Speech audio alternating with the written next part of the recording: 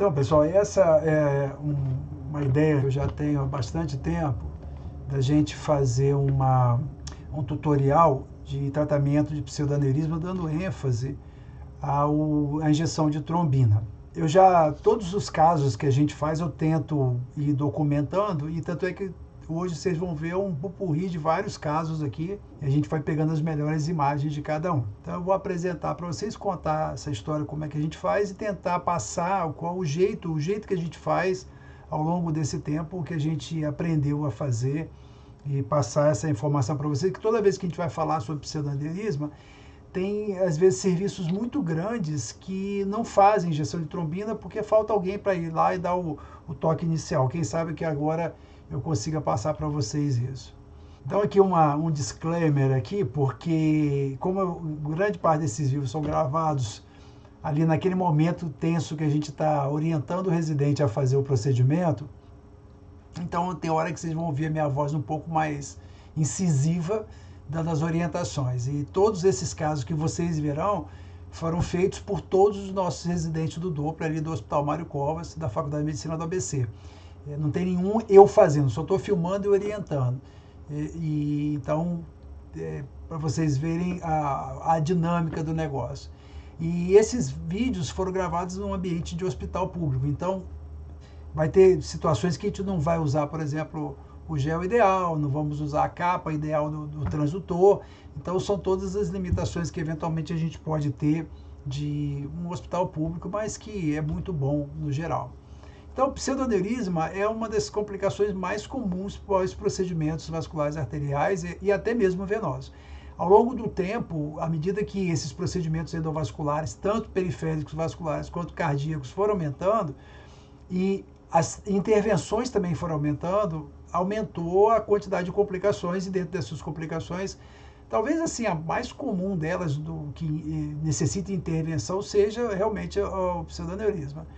E ela é mais comum nos procedimentos terapêuticos do que nos procedimentos diagnósticos. Então, enquanto gira ali a menos de 1% até 2% nos procedimentos diagnósticos, nos procedimentos terapêuticos essa taxa é bem mais alta, e a gente espera ter uma probabilidade maior de encontrar o pseudoaneurisma quando tiver uma intervenção. E isso tem uma importância na hora de decidir a terapêutica. A gente vai falar um pouquinho sobre isso mais para frente. Então, como é que se dá a formação de um pseudoaneurisma, né? Então, você tem lá o acesso vascular, por procedimento vascular, neurológico, cardiológico, oncológico. Não há um selamento do orifício por ou compressão inadequada, ou porque o paciente está anticoagulado ou antiagregado, ou os dois, anticoagulado e antiagregado. Múltiplas punções, eventualmente até mesmo infecção degenerando no pseudoaneurisma. Então, essas três primeiras aí, compressão inadequada, talvez seja a mais frequente, principalmente nos procedimentos de diagnóstico. Anticoagulação, antiagregação e múltiplos orifícios, de longe, são as que mais causam os pseudoaneurismas. Há uma formação desse hematoma, esse hematoma mantém um pertuito com o intravascular, e esse paciente, geralmente anticoagulado ou antiagregado, vai ter dificuldade de trombosar esse hematoma, ou esse pertuito. Ele vai expandindo aquele hematoma, vai criando uma cavidade virtual ali, que passa a ser aí, então, agora não mais virtual, mas uma cavidade mesmo, mas sem parede, e depois ele pode evoluir para uma resolução espontânea. A maioria dos pseudoaneurismas pequenos vão acabar resolvendo espontaneamente, tratamento, ou até mesmo uma complicação quando não dá tempo de fazer o tratamento, ou quando retarda o tratamento. E as opções de tratamento que nós temos são compressão, cirurgia, compressão com o ultrassom e a injeção de trombina. Essas são as possibilidades que a gente tem para poder fazer o tratamento. A compressão simples é quase que preventiva, né? Mas se você tem um pseudoaneurisma e não consegue ter acesso ao ultrassom, você pode tentar fazer uma compressão manual. O problema da compressão manual, você não tem acesso a saber se aquela compressão está sendo efetiva pela visualização do fluxo, que é a vantagem que a gente tem quando usa o ultrassom. Você comprime, mas você vê se essa compressão está efetiva, e você ainda escolhe o local que você quer comprimir, e sempre tem um lugar ali que você consegue o ponto-chave para impedir que aquele pertuito mantenha o fluxo. A cirurgia é o que a gente sempre fez até 25 anos atrás, E a injeção de trombina, que provavelmente hoje, pelo menos lá no nosso hospital, que a gente mais usa. A gente usa muito pouco compressão. A compressão guiada com ultrassom a gente usa mais nas fases agudíssimas, ou seja, estamos lá fazendo o exame lá do Doppler e chama o pessoal da hemodinâmica, chama a gente para poder fazer uma avaliação de um hematoma em expansão. Aí você chega lá, tem um hematoma já formando pseudoneurisma, esse é o momento para você comprimir.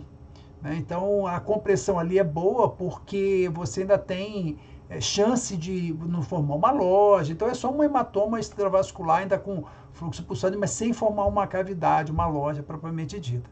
Uma outra situação, às vezes pós-procedimento endovascular terapêutico também, você percebe ali, a gente sempre que faz procedimento endovascular, eu sempre, depois da compressão manual, eu gosto de passar o ultrassom para ver se tem algum pertuito, então é uma situação interessante, mas tem essa coisa a compressão tem esse problema do ultrassom, ela é extremamente dolorosa para o paciente, seja de qual fase for, mas principalmente nas fases mais antigas, e é muito desconfortável para a gente. Nessa fase hiperaguda do hematoma, da pseudoneurisma, não tão desconfortável para a gente, mais para o paciente. E o que eu tive uma experiência uma vez, logo no começo, quando a gente começou a tratar pseudoneurisma guiado por ultrassom, eu vivi uma experiência que era uma paciente infartada, que fez um CAT, isso ainda lá no Hospital do Servidor Estadual.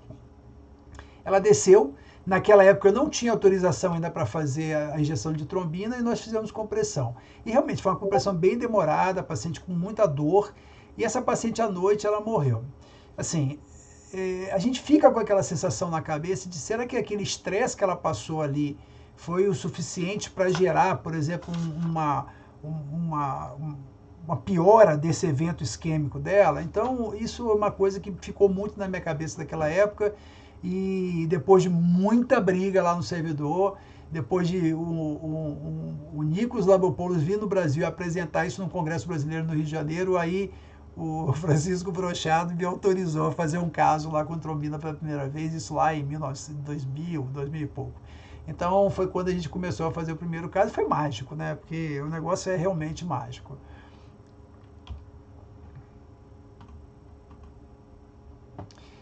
E a injeção de trombina, ela tem uma taxa de sucesso muito alta, ela é maior do que a compressão guiada por ultrassom. O tempo é menor de procedimento comparado à compressão, a gente leva mais tempo preparando o material do que fazendo o procedimento. É muito menos doloroso do que a compressão, como eu falei, ambos sofrem menos, o médico e o paciente. Tanto é que quando a gente opta por fazer compressão e o paciente, você imagina que vai ser uma compressão demorada, eu sugiro que você faça algum tipo de sedação no paciente. Então, pelo menos alguma dose de um opioide um pouco mais forte, para poder o paciente ficar um pouco mais confortável, porque é muito desconfortável. E uma dica, quando for fazer compressão, não usem o transdutor linear, use o transdutor convexo. Ele dá mais apoio para você comprimir e é bem melhor em termos de pressão que você faz na mão e machuca menos, né? A anticoagulação, no caso da injeção da trombina, parece não interferir no resultado e tem a vantagem de poder ser repetido também. Então aqui a gente vai falar, depois quando a gente injeta a trombina, a gente deixa o paciente ali mais uns 20 minutos para ver se é necessário uma nova injeção, já que a estabilidade da trombina é muito curta. Ela fora da geladeira, eu acho que é 1 ou 2 horas, então tem que ser uma coisa rápida. Não adianta você guardar para tentar fazer à tarde a trombina novamente. Tá? Então, primeiro eu vou dividir em 9 passos essa nossa aula. A primeira delas é a avaliação pré-injeção. Por que essa avaliação pré-injeção é importante? Por alguns motivos. Primeiro você tem que entender, vamos ver o vídeo aqui primeiro. Está até pulsando. Ó. Você tem aí um paciente... Dá para ver pulsando. Paciente com esse hematoma pulsátil, aí o outro lado o hematoma não tá, é uma foto, mas a gente percebe que tem essa característica típica, né? Quanto à imagem propriamente dita do ultrassom, algumas informações a gente tem que ver. Primeiro, o tamanho dessa câmara, a extensão desse colo, mas a extensão do colo, não que isso vá mudar a estratégia terapêutica de uma forma muito grosseira, mas para você planejar o tratamento. Lá no final eu vou mostrar um caso para vocês que a gente fez a injeção da trombina no meio do caminho entre a loja e a artéria. Então isso ajuda a facilitar. Óbvio que entender se esse colo é mais angulado, se ele é mais reto, se ele é um pseudo tipo séssil, aqueles pseudos que são muito próximos da artéria, ou se é um pseudo mais com uma característica como esse da foto, que tem um colo mais longo, tudo isso aí realmente pode fazer diferença na hora de você programar o tratamento. Outra coisa importante, a profundidade de onde você vai ter que chegar. Então é bom, eu sempre faço uma medida com o próprio caliper do ultrassom, fazendo uma medida aproximada do meu trajeto da agulha. Com isso eu posso saber qual tipo de agulha que eu vou usar. Se for um pseudo muito superficial, como esse está na foto, eu posso usar até uma agulha 30x7.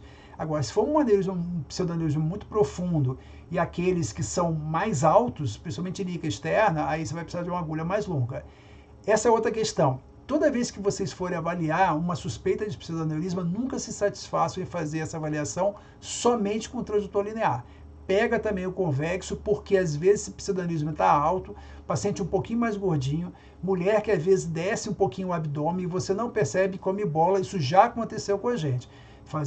Procurar, não achar, e depois no outro dia alguém revisa o exame e estava lá o pseudoaneurisma. Segunda, outra coisa muito importante, quantas lojas esse pseudo tem? Às vezes ele é multiloculado, e esse multiloculado você tem um segmento mais superficial, um segmento mais profundo. Já aconteceu uma vez de eu estar testando um equipamento novo desses point of care, que ele tem uma limitação de profundidade, só tinha um transdutor linear, eu fui lá, injetei a trombina, ficou ótimo, só que tinha um detalhe, ele tinha uma câmera mais abaixo, o paciente era mais gordinha. No dia seguinte, a colega que estava de plantão falou: Rob, você fechou só a parte de cima, a parte de baixo ficou. E isso é importante porque se ele tem 2 andares, o ideal é que você feche o do meio, para poder, com isso, você interromper o fluxo para o andar superior. Então tem toda essa estratégia que você tem que montar para essa avaliação. E a outra coisa que já aconteceu uma vez também. Uma vez no servidor, um residente estava todo empolgado para fazer uma injeção de trombina. Tínhamos feito o exame do paciente alguns dias antes, programamos para fazer a injeção de trombina naquele dia. O colega, enquanto a gente preparava o paciente, ele já foi abrindo a trombina, coitado, na hora que a gente colocou o transdutor para injecionar, o pseudo tinha trombosado, ou seja, jogou trombina fora, sem necessidade. Esse é um pseudo bem diferente. Agora, ele tem um pertuito muito aqui, longo e ele não faz uma câmara muito bem estruturada, uma paciente anticoagulada e antiagregada. Então nós vamos fazer a injeção da trombina a meio caminho da câmara e da artéria, nesse ponto onde o pertuito tem uma dilatação um pouquinho maior. O objetivo é interromper o fluxo para dentro da câmara sem perder a possibilidade mantendo a possibilidade de fechar o pertuito, que é o que está causando essa permanência do pseudo. Então esse caso, eu não sei se vocês conseguiram ouvir, acredito que sim, mas de qualquer maneira eu vou repetir. Ele era um pseudo, ele estava muito espalhado.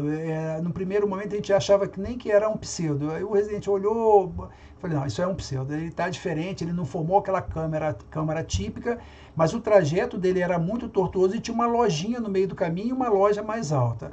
Então, se a gente fizesse a injeção nessa loja mais alta, nesse andar superior, não ia, esse colo era muito longo, corria o risco desse colo ficar batendo ainda fundo e depois fazer fibrinólise daquela câmara e abrir novamente. Então ele tinha esse meio caminho aí, uma dilataçãozinha, a artéria está logo embaixo, onde está o vermelhinho aqui da cor. Eu falei para a Bárbara, Bárbara, nós vamos injetar aqui, nesse meio do caminho. E foi o que efetivamente a gente fez e funcionou. Então, por isso que esses detalhes anatômicos são muito importantes nessa avaliação pré-definição do tratamento. Segundo, materiais e medicamentos. Então, o que nós vamos usar de material e medicamento aí nesse procedimento? Então, essa é a lista de materiais. Então, vamos precisar de um campo cirúrgico, com luva, capote, tudo estéreo de preferência. Não é obrigatório, você pode fazer só com uma luva estéreo, mas é o ideal. O ideal é que é um procedimento ambulatorial, a gente faz lá na sala do Doppler mesmo, mas é um procedimento. Capa estéreo para o transdutor é recomendável, já fiz sem, mas com muito cuidado para o transdutor não encostar na agulha. Então, é sempre bom você ter uma capa estéreo. De preferência não usar luva. Hoje capa estéreo tem em qualquer hospital, é só usar a capa de laparoscopia que a gente usa para cirurgia laser, também é super tranquilo. Às vezes você tem os kits prontos com capa e gel estéreo, também facilita. A gente prefere diferenciar as seringas, então uma seringa de 10 ml para trombina e uma seringa de 20 ml para anestésico. O gelco é a minha agulha preferida para injeção da trombina. Eu tiro a parte plástica e uso a agulha. Então ela é uma agulha longa, uma agulha calibrosa, que você consegue ver bem no ultrassom. Então é a minha agulha preferida, mas alguns colegas gostam de usar a própria agulha do kit que vem no kit da trombina. Então são opções. Ela é mais curta, então tem que avaliar direitinho se vale a pena pela profundidade do vaso. Agulha para aspirar soro, para o soro fisiológico. Como a gente não tem lá no hospital o gel estéreo, a gente usa o Clorox degermante para poder fazer essa antisepsia, para usar como gel, né? O degermante ele usa como gel. A lidocaína para fazer anestesia e o Beriplast P ou Tecil são as trombinas, os selantes fibrínicos que a gente usa. Veja bem, a gente vai falar mais para frente, acho que no próximo slide, o que é esse selante fibrínico. A gente não tem no Brasil a trombina bovina, que é o que os americanos usam mais, pura, só um frasco de trombina. Aqui a gente tem que abrir o selante de fibrina.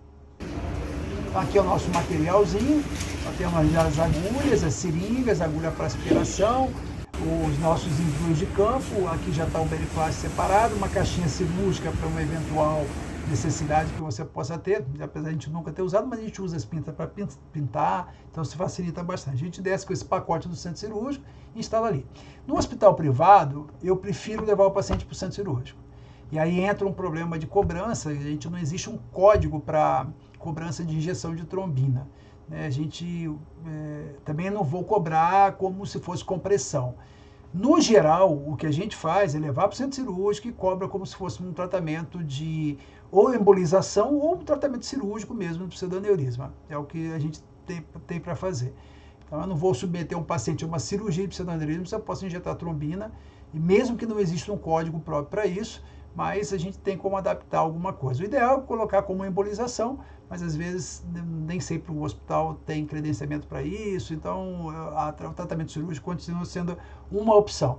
Então, no serviço privado, eu prefiro, já fiz isso em beira de leito, em serviço privado, já fiz isso em UTI, até no quarto, mas o ideal é você levar para o centro cirúrgico. Os gelquinhos, né, esse gelco mais longo, quando eu falo gelco 16, tem que tomar cuidado, porque hoje grande parte dos hospitais tem aquele gel com aquele dispositivo de retração, e aquele gel não dá, ele é muito curto e você não consegue encaixar a agulha ali atrás, né? Então você vai ter que usar outra agulha.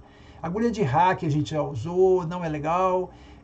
O ideal é você pegar uma agulha longa que tenha pelo menos um pouco mais de calibre. E aí, se você não tem esse gel sem o dispositivo de proteção, você pode usar a própria agulha que vem no kit do Beriplast. Então esse é o kit.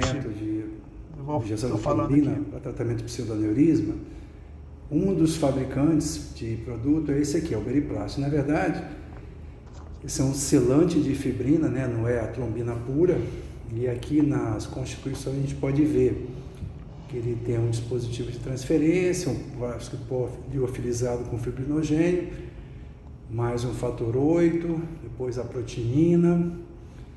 Aí nós temos um outro frasco de pó liofilizado com trombina, e aqui que está o detalhe, que não é uma dose absoluta, é de 400 a 600 unidades, e o diluente da trombina, que é o cloreto de cálcio. Então, essa é a caixa, né? Então, desse jeito. Eu vou abrir agora, fazer o unboxing desse Beriplast para vocês verem. Então, se vocês notarem naquela imagem anterior, essa trombina, ela na verdade é um combi-set ali que a gente tem. Um lado é a proteinina com fibrinogênio, outro lado é cloreto de cálcio com a trombina. A gente vai, vou falar mais na frente, vai jogar fora, entre aspas, o fibrinogênio e a proteinina, e vamos ficar com a trombina. Aquilo que eu estava comentando é muito importante. Ele vai de 400 a 600 unidades. Então, em média, você tem 500 unidades naquele pozinho que está ali, né? E isso vai ter implicação no que eu vou falar aqui agora para frente. Pessoal, a gente tem aqui, ó, esse é o kit do Beriplast já aberto. Então aqui, ó, Beriplast P. Dentro dele, isso aqui é uma cola cirúrgica, então vem várias coisas aqui dentro. Mas o que interessa pra gente mesmo são esses dois kits aqui. Então o que nós temos aqui, ó? Nesse lado nós temos o fibrinogênio, e que desse lado de cá nós temos a protinina, aqui que não está aparecendo, tá? Desse outro lado, nós temos aqui nesse kit a trombina, que está em rosinha, e o cloreto de cálcio, que é o diluente dela. Isso aqui, para esse propósito de injeção de trombina, a fibrinogênia, a proteína, eu não tenho interesse, então vou deixar de lado. O que interessa para a gente é isso aqui.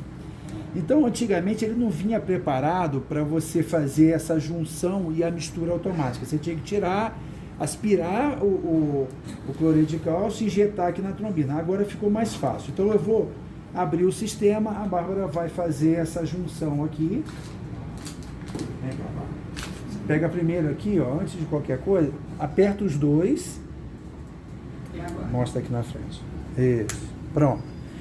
Então, o que aconteceu? O cloreto de cálcio entrou aqui dentro da trombina, e aí a Bárbara vai fazer uma diluição.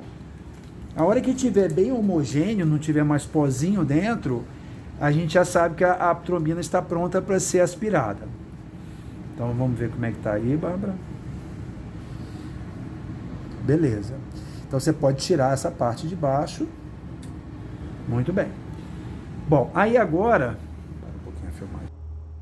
Então, só para revisar, nós pegamos aqueles dois sets que nós tínhamos e misturamos jogamos de lado, deixamos de lado a parte do fibrinogênio e a protinina e ficamos com esse diluente e a trombina. Faz o clique ali, ele passa o cloreto de cálcio para dentro da trombina e a gente faz essa mistura até ficar bem homogênea essa mistura aí. Então, feito isso, você está com a trombina pronta. Então, dentro desse frasco aí, tem de 400 a 600 unidades de trombina.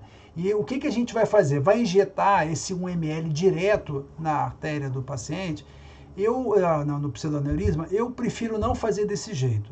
E a gente vai falar para frente por que eu prefiro fazer do jeito que eu vou mostrar para vocês. Então aqui a gente já deixou mais ou menos pronto o esquema preparado para fazer o procedimento. Então aqui, onde tem essa seringa com essa marquinha, é a lidocaína, 2% para anestesia local. Aqui já o kit da trombina para ser preparado. E aqui 9 ml de soro fisiológico que a gente vai diluir depois que aspirar a trombina. Então aqui eu já cometi meu primeiro erro, né? Na verdade, esse dia a gente não pediu a seringa de 20 ml, porque antigamente na nossa sala a gente tinha todos esses kits, mas a enfermeira agora não deixa mais por causa da vigilância sanitária. Então, na hora que a gente pega, aí nos esquecemos de pegar a seringa de 20 ml, e para ter certeza que nós estávamos com o produto certo no lugar certo, já que é tudo água aí, né? A gente coloca essa gase para diferenciar o que é o anestésico do que é o soro. Então, nós temos aí o anestésico local lá em cima, já o anestésico aspirado na seringa com a marquinha da gase e do outro lado o soro 9 ml, porque nós vamos diluir essa trombina que já está pronta nesse soro fisiológico. Então agora o Rafael vai fazer a mistura. Já é o outro residente, o Rafael. Pronto. Quer dizer, ex-residente, que estão acabando agora. Fazer um pouquinho de força. A gente vê que o líquido veio para cá, aí agora nós vamos diluir. Fazer um movimentinho aí. E aí, esse é só uma repetição só para ficar claro o que a gente precisa fazer, né? E agora sim, a diluição com o soro. Aqui a gente fez um pouquinho diferente. Nós aspiramos primeiro a trombina e depois nós fizemos tem 1 ml dessa solução, então você vai encher até 10 ml, ou seja, 9 de soro. Pode mais um pouquinho. Aí, tá bom. Um pouquinho de água. Agora homogeneiza isso aí.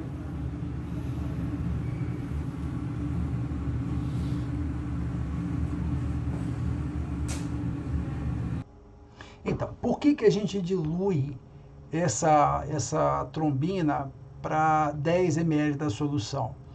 Porque o objetivo aqui é o seguinte: na maioria das vezes você consegue trombosar grande parte dos pseudoaneurismas injetando ali entre 150 e 200 unidades de trombina.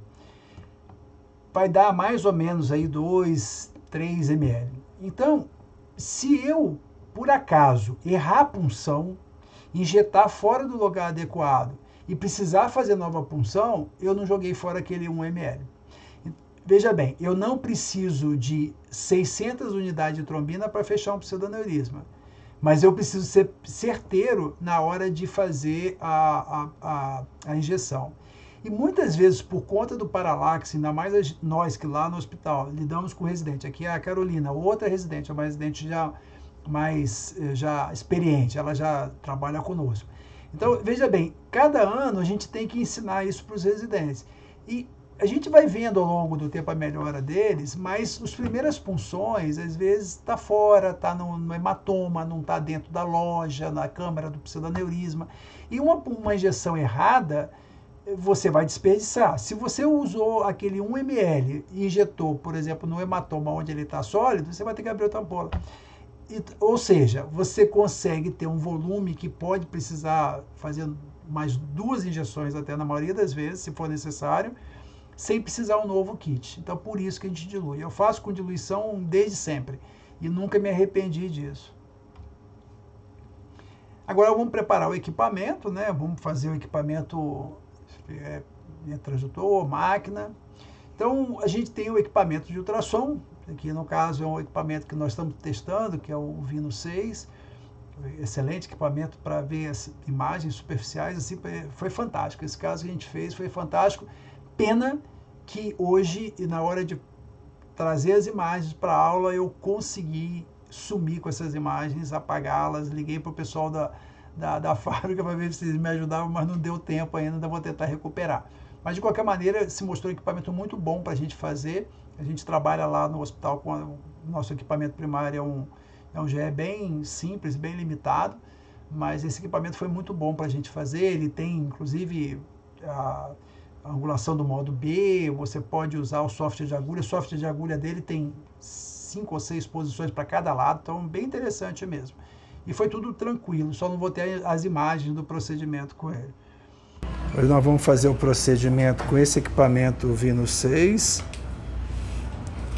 E aí vamos ver como é que vai ser a performance dele para a realização de injeção de trombina em pseudoneurisma. Nas fotinhas ali do lado estão ainda as fotos pré, né? Mas eu consegui dar um jeito de sumir com essas imagens. Então, agora vamos preparar o transdutor. Então a gente vai colocar numa capa estéreo. E num lugar que a gente tem aqueles kits estéreis, então já viria uma capa, as borrachinhas, as liguinhas, né, de borracha e mais o gel estéreo. Aqui não, aqui a gente tem que usar uma capa da laparoscopia, coloca gel ali dentro e amarra aí com uma gaze mesmo e pronto, já está pronto o transdutor. Isso eu recomendo que faça mesmo. Colocar o campo é importante também, porque é uma forma, o paciente às vezes mexe, põe a mão, então o campo ajuda a proteger um pouco mais o ambiente. A gente usa o Cloro-X como gel. Então, essa é outra diquinha, né? Você usar o Cloro-X como gel, já que a gente não tem o estéreo. Qual é a sacada aqui? O Cloro-X, se você mexer muito o transdutor, ele vai fazer espuma. Se ele fizer espuma, bolha de ar, péssima transmissão do ultrassom. Então, não ficar passeando muito ali, espalha e boa. Aí, de vez em quando, se surgiu, em vez de a gente fazer aquilo que a gente faz com o gel, passa, puxa de lá para cá, não, põe mais um pouquinho, que funciona muito bem. Então, se a gente não tem o gel estéreo, Cloro-X, degermante de preferência, se não tem nada disso, soro fisiológico mesmo. E agora a gente vai usar a agulha do gelco para a injeção da trombina. Como é que a gente faz isso? Desde que não seja o gel que tem aquele dispositivo de segurança. Aí você vai tirar o gelco, tira o gel. Você vai usar só a agulha não. Ah, só a agulha. Isso. Perfeito.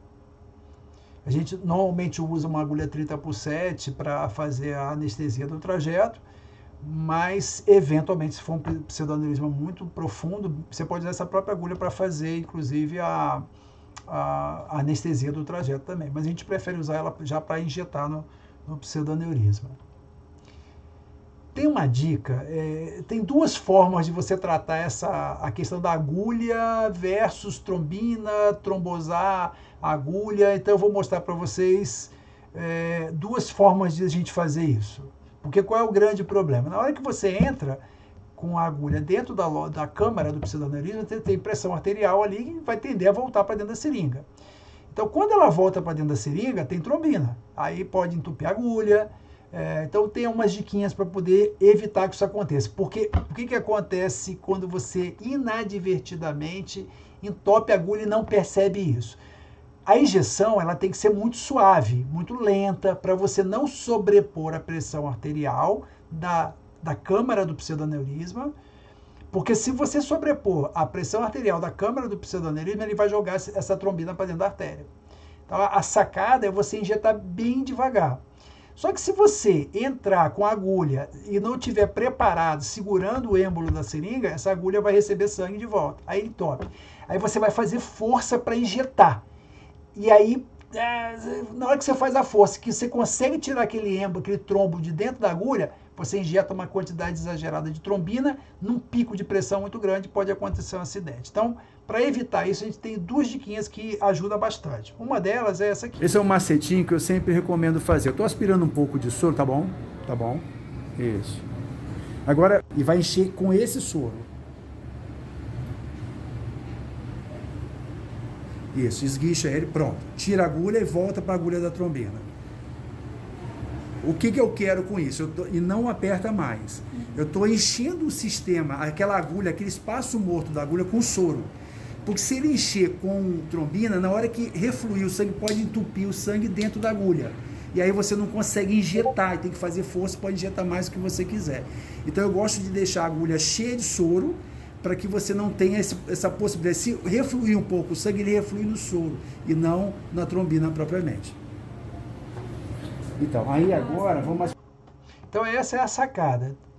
Aquela agulha do gel, a agulha que você vai injetar a trombina, você aspira soro e deixa ela cheia de soro ali dentro. Ela tem, por ela ser uma agulha grossa, calibrosa, então, de qualquer maneira, você vai entrar com a agulha segurando o êmbolo para não ter refluxo para dentro da seringa. Mas se voltar alguma coisinha, ainda tem soro antes de chegar na seringa. Se você tiver com trombina ali, vai trombosar a agulha. Então essa é uma estratégia. Essa eu recomendo que seja feita, o pessoal está começando, eu acho que é um bom jeito de você evitar que entupa a agulha. Agora, o jeito que eu faço é assim. Um macete quando vai injetar pseudoaneurisma é deixar a agulha preenchida com a solução. Vai lá. Isso.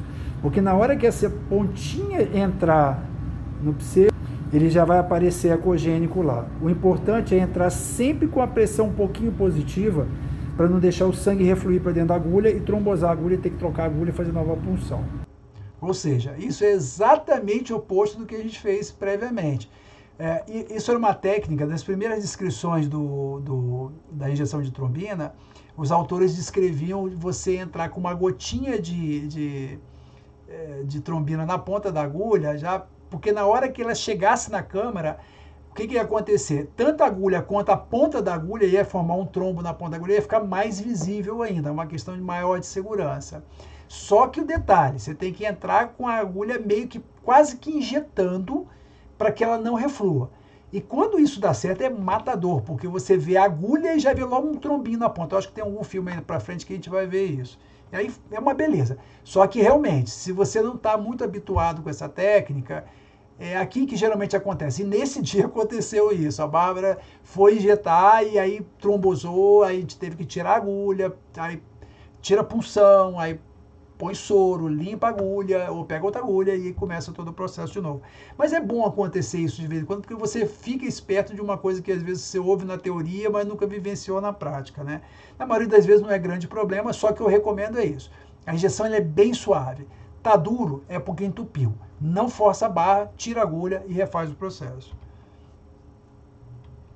Vamos anestesiar agora o trajeto. Primeira parte do procedimento, a gente agora, vai fazer a anestesia do trajeto da agulha. Não precisa ser mais... Picadinha, tá bom?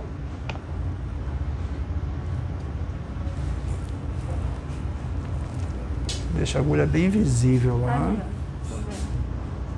Deixa eu ver. Vai sentir um ardido, tá? Ai, Ardido. ai, sofrimento. Ó, mas você não tá no eixo não.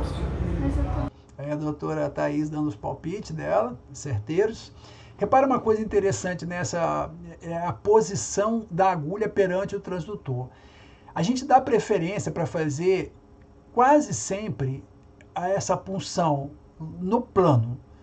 Não é nem no eixo longitudinal da perna, é no plano. A gente tenta fazer uma avaliação do pseudoaneurisma antes da injeção da trombina para descobrir qual é o menor trajeto e qual é o trajeto mais confortável. Um dos problemas da injeção de trombina é a posição da gente.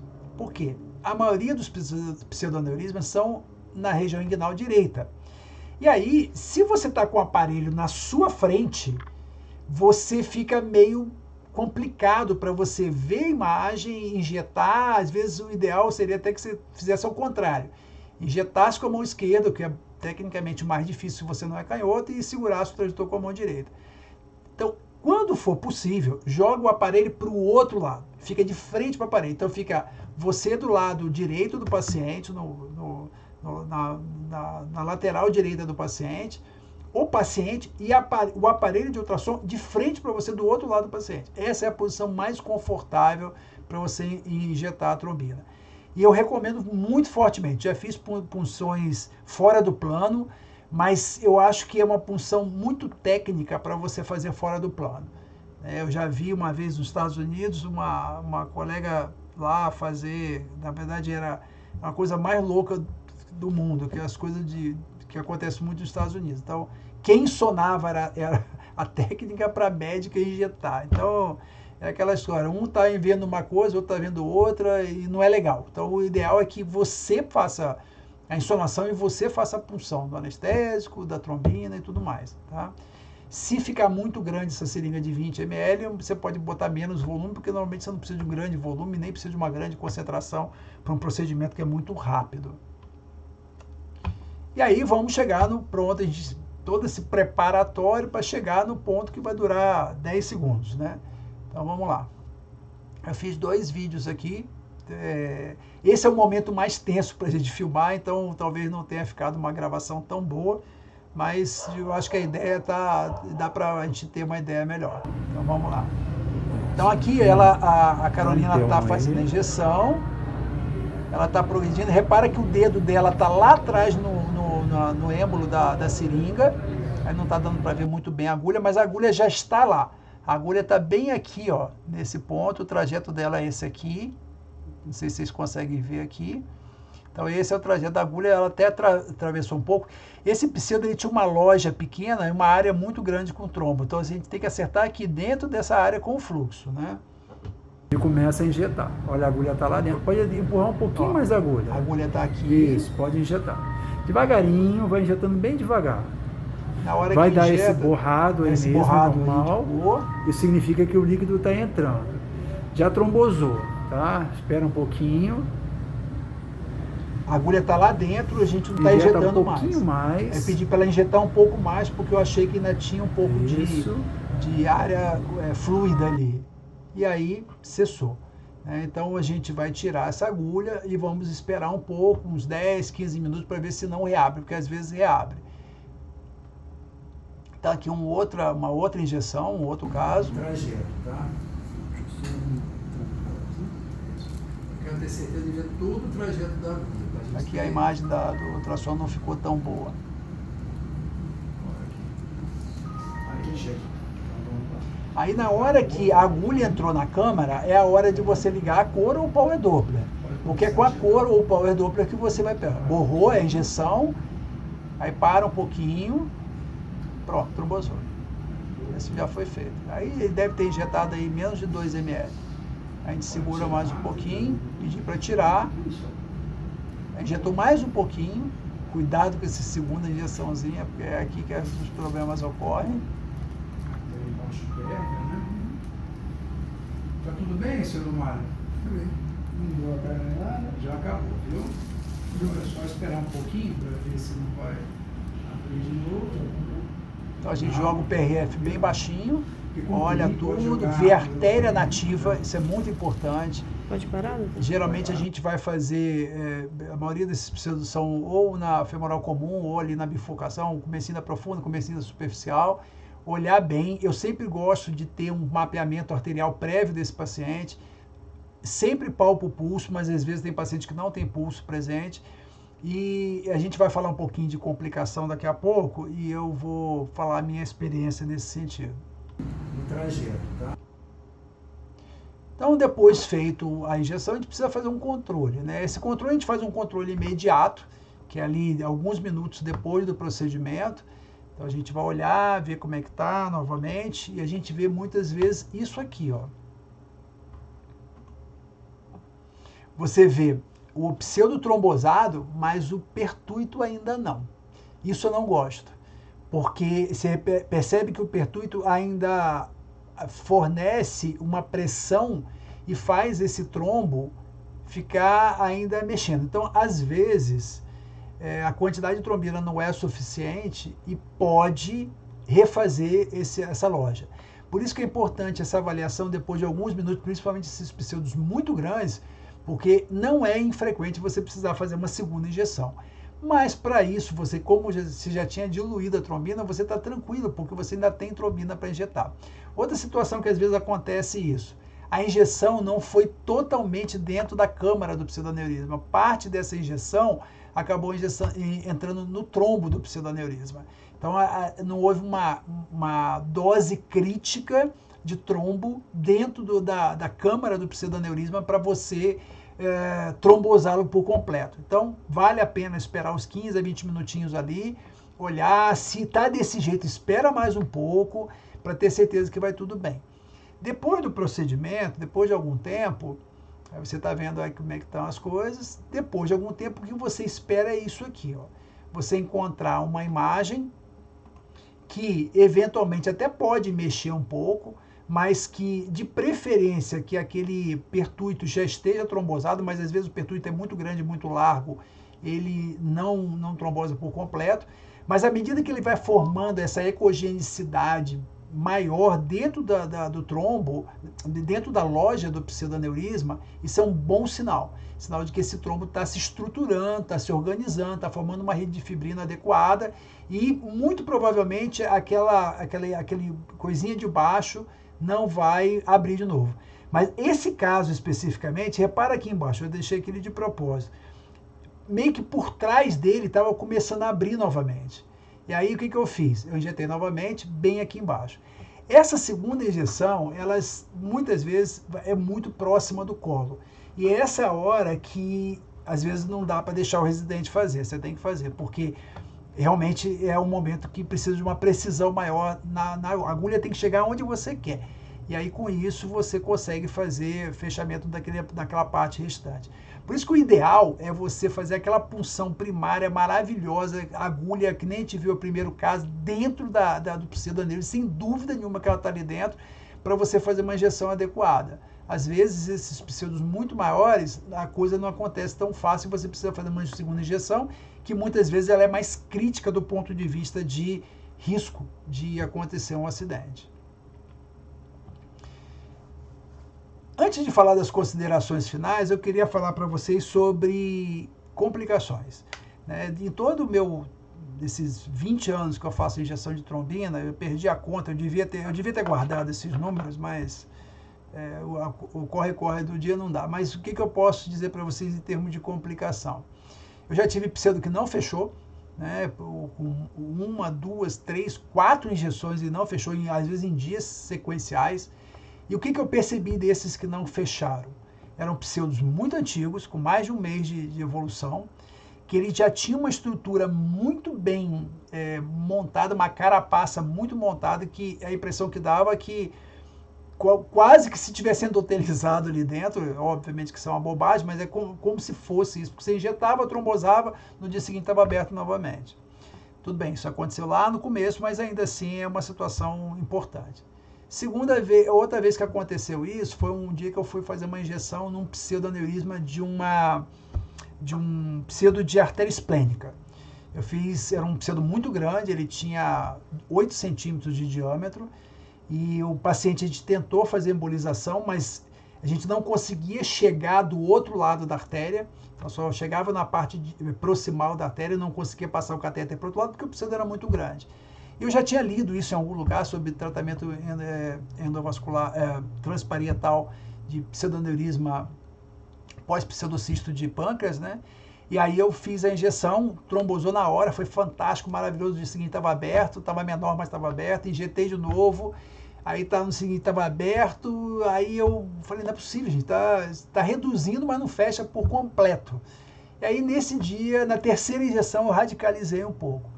Eu peguei o kit do selante e misturei de tal forma que eles iam se misturar na agulha para fazer como se fosse a cola que a gente usa na cirurgia mesmo. E injetei.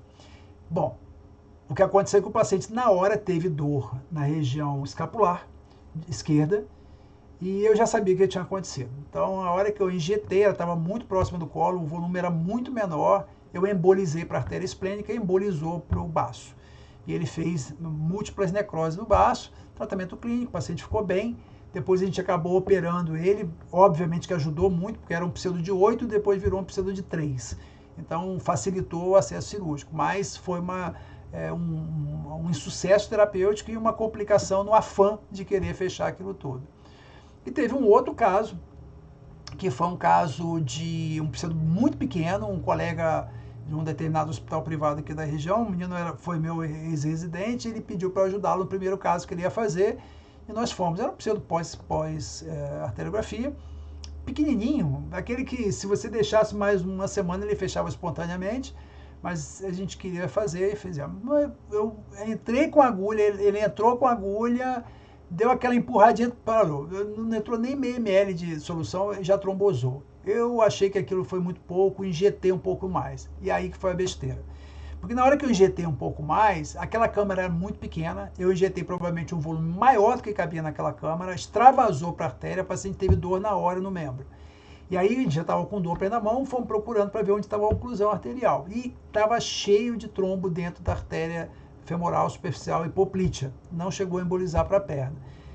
Entramos com heparina EV, em 10 minutos o paciente estava sem dor, em 10 minutos depois não tinha mais nenhuma imagem de trombo-oclusão. Então houve o próprio mecanismo fibrinolítico da paciente e resolveu o problema. Então, qual foi o erro aí? Essa segunda injeção, ainda com a agulha lá dentro, dá mais injetadinha para garantir. Foi a bobagem que eu fiz. Então, ali você simplesmente aumentou o volume, esse volume extravasou para a artéria e causou essa embolização. Então, não teve nenhum caso que a gente fez que precisou ir para a cirurgia.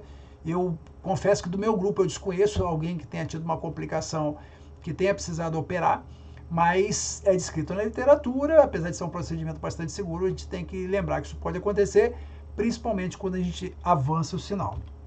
Em relação às considerações finais, eu queria algumas coisas que a gente ia falar. Então, a diluição da trombina a gente já comentou por que eu faço essa diluição.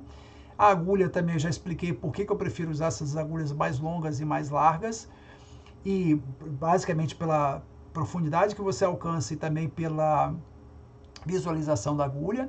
Eventualmente você pode usar esses ajustes de imagem, então ou mudar o steer do modo B para que o som incida na agulha num ângulo mais próximo de 90 graus, ou o próprio software de intensificação da agulha, que quase todo equipamento hoje tem, então disponibiliza para você fazer, mas no geral a gente nem precisa disso, tá? E a questão toda é a questão do tamanho do colo. O quão o tamanho do colo é importante? O tamanho do colo, ele tem a sua importância em termos de planejamento, principalmente se o colo é muito curto, um colo que a gente chama de um colo céssio, né? E esse colo céssio, ele implica a proximidade muito grande com a artéria. Mas tem uma coisa que eu sempre falo para os meus colegas que eu ensino, ou os residentes, é assim: a pergunta mais importante não é o tamanho do colo. São duas perguntas importantes. Primeiro, foi diagnóstico ou foi terapêutico? E se foi diagnóstico e se foi terapêutico, qual o tamanho do device que foi colocado ali? Então, se é um procedimento, por exemplo, de venoso, que o paciente vai fazer, por exemplo, uma ablação de algum foco ectópico cardíaco, e nessa tentativa de punção venosa você pega a artéria, isso é um problema, porque são procedimentos que, apesar de não ser diagnóstico, é um procedimento maior, mas é um procedimento terapêutico, mas de qualquer maneira é importante que você saiba que isso pode acontecer. É um pseudoaneurisma após uma colocação de uma bomba de contrapulsão aórtica, isso é problema, porque você sabe que o tamanho daquela estrutura é muito grande e na maioria das vezes vai acabar indo para a cirurgia. Foi depois de uma endoprótese, isso também é uma possibilidade que você tem que averiguar direitinho se vale a pena fazer injeção de trombina ou não. Mas eu tive uma experiência com endoprótese que foi muito pessoal. A gente precisou fazer um procedimento com bifurcação para as ilíacas, então nós fizemos uma punção pelo axilar, e na hora de fazer o fechamento com perclose, obviamente que o perclose não funcionou, mas obviamente não deve ter funcionado por alguma incompetência da pessoa que estava operando. E aí, não fechou. E começou a formar um pseudoaneurisma ali, começou a formar um hematoma, compressão naquele local quase impossível, na região subescapular, e eu pegava o ultrassom, olhava aquele hematoma crescendo, comprimia. Depois de quase 1 hora de compressão, eu vi que já estava formando um pseudoaneurisma. Eu falei, dá trombina aqui que eu vou injetar a trombina aqui. Então, esse foi o único caso que eu usei a trombina numa fase aguda. Então, eu injetei a trombina no lugar onde tinha acessado a bainha, para poder fazer o controle e o deploy das endopróteses lá para o ramo ilíaco, e porque não dava para comprimir ali, então eu acabei usando nesse ponto, né? Então essa é a pergunta mais importante, o que foi usado ali, qual o tamanho da bainha, do catéter, do device que você usou e que causou o pseudoaneurisma, tá? Isso é muito importante. E a questão do colo, às vezes, para você entender que se ele for um colo muito longo, ele pode continuar pressionando ali aquela câmara do pseudoaneurisma e reabri-lo também. E às vezes você tem que fazer injeção no colo. Quando ele é muito longo, aquele caso que a gente falou lá no começo, que eu mostrei para vocês, que eu optei por fazer a meio caminho entre a câmara, que não estava muito estruturada, e um colo muito longo e tortuoso, e que tinha uma saculação no meio do caminho, e que provavelmente depois de alguns dias ia virar uma segunda câmara ali também. Para terminar, só queria convidar vocês, semana que vem, a Health Tech Brasil, que é a empresa da minha filha de tecnologia na área médica, educacional na área médica, vai fazer o lançamento da Innovation Hub dela, e eu gostaria eu vou divulgar também nas nossas redes, porque é um empreendimento que a gente está acreditando muito nesse projeto pessoal dela, e que eu participo como... Na verdade, ela é minha chefe, né? Eu sou só o auxiliar dela lá, assessor científico dela, e vai ser um evento no metaverso, né? Então, ela montou com muito carinho o metaverso dela lá, num software chamado Spatial. Você não precisa ter o óculos 3D para entrar lá, você pode usar pelo próprio aplicativo, tem que baixar. Eu vou divulgar depois lá no Clube do Doppler também, que eu queria que vocês participassem, mas se alguém quiser usar o celular para fazer pegar esse código de barra, é legal e tá bem legal. Se você não viveu uma experiência de metaverso, aproveite que vai ser legal. Ela vai lançar semana que vem e provavelmente na outra semana nós vamos fazer uma aula lá no metaverso também. E é isso aí, gente. Eu gostaria de agradecer, peço desculpa de novo por todos esses problemas técnicos que sempre acontecem, né? De vez em quando dá uns pau aí, mas no final acho que a informação foi dada. Depois eu vou gravar isso aí e vou deixar lá acessível no Clube do Doppler também. Eu vou fechar aqui e a Júlia vai me ajudar nas perguntas aí, se tiver. E a gente pode perguntar no chat e vocês vejam se tem alguma coisa que eu possa contribuir mais para vocês. Alguma coisa? Acho que tinha alguém digitando alguma coisa. Colocaram qual que é o preço. Tá. Preço? O preço do kit. Ah, então, isso é uma boa pergunta, porque eu acredito que hoje deve estar girando em torno de uns R$ 1.500, mais ou menos. Eu não sei porque a grande maioria desses casos, como eu não tenho mais serviço hospitalar de vascular, a gente deixou o último serviço, eu larguei faz 2 anos, então eu não tenho mais essa noção do custo da trombina no dia a dia do hospital privado, né? Mas no hospital público, deve estar aí por volta de R$ 1.500. Veja bem, isso é interessante porque às vezes alguém fala assim, pô, mas é um produto caro para o hospital público. Depende. Se o hospital for um hospital de grande demanda cirúrgica, você está tirando uma cirurgia, né? E, óbvio, se o hospital é um hospital acadêmico, o residente precisa aprender a operar um pseudoaneurysma, precisa aprender a ser rápido no gatilho depois que abre a câmara do pseudoaneurysma para tapar o buraco. Mas, ainda assim, dentro do contexto de quando a gente analisa custo no sentido mais amplo, eu acho que ele é bastante custo-efetivo. Lá no nosso hospital, a gente não teve dificuldade nenhuma para justificar isso. As clínicas já usam, então, por incrível que pareça, nós vasculares usamos muito pouco selante. Eu me lembro de ter usado nas minhas cirurgias umas 2 vezes, cirurgia de carótida basicamente, uma vez em aorta, mas a gente devia usar mais esse selante. A cardíaca usa bastante e a otorrina usa bastante também. Tanto, quando eu fui fazer um levantamento de gasto de trombina no hospital, a clínica que mais usava o selante fibrínico era a otorrina. Eu estava querendo levantar retrospectivamente os meus casos, como mudou o sistema, os casos mais antigos eu não tinha documentados. Então eu falei, então eu vou lá na farmácia, vou levantar os gastos de fibrina, do selante fibrínico, só deve usar eu e a cardíaca. Aí a moça me mandou uma lista dos últimos 10 anos, quando só tinha otorrino. Então, na maioria dos hospitais isso já está embutido no curso. É questão de convencer a diretoria clínica para usá-lo, né? Teve uma outra complicação que eu esqueci de falar para vocês. Uma vez uma colega, ela me chamou para fazer ela veio fazer um curso comigo, e ela falou, Robson, eu queria que você um dia fosse fazer uma trombina comigo. Eu falei, pode me chamar, só que o problema é que ela morava na época em Campina Grande, na Paraíba. Eu falei, não tem problema, você paga a minha passagem, eu vou para lá, faço lá, depois a gente vai curtir uma praia lá em João Pessoa e tá tudo certo, eu vou lá com você. Deu 10 dias, ela me ligou, tem um cedo aqui, já estou te mandando as passagens no final de semana para a gente fazer. Aí parti para lá, e foi um final de semana muito bacana, só que realmente houve um insucesso do tratamento. A gente tentou 2 vezes injetar a trombina, fechou e trombosou, e depois abriu novamente. E aí eu falei, olha, não vale a pena tentar, porque tem alguma coisa aí que a gente não está conseguindo ver. Aí no dia seguinte eles operaram, já estava aqui em São Paulo, me mandou a foto, e na foto tinha uns 3 ou 4 furos na artéria, e alguns deles transfixantes. Então isso é um outro problema. Múltiplas punções, artéria em tábua de pirulito, costuma ser aumentar a chance de insucesso da injeção da trombina. Mais alguma coisa, Juliana?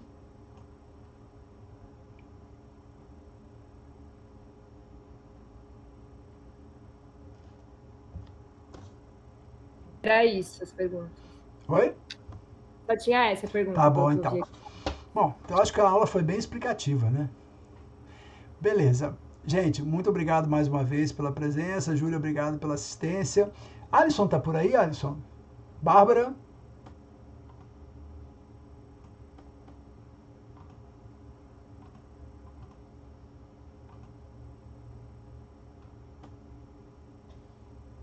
Eu tô. Ô, Bárbara!